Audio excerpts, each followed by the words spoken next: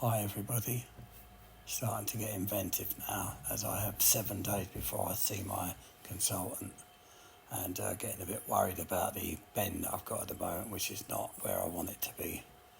So I had decided I had this set of straps that I've connected to my pathway pergola, and the idea is, as you can see in the video, I'm doing squats, but I come to the realisation that when you're squatting down, your good leg is kind of taking the weight.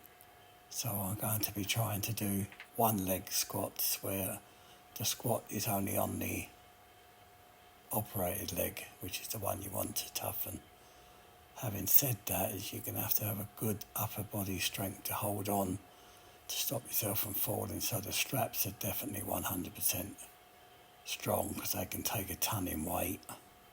And I'm not a ton. So wish me luck, and I'll post a video of the one-legged squats and see how we go. Thanks for watching.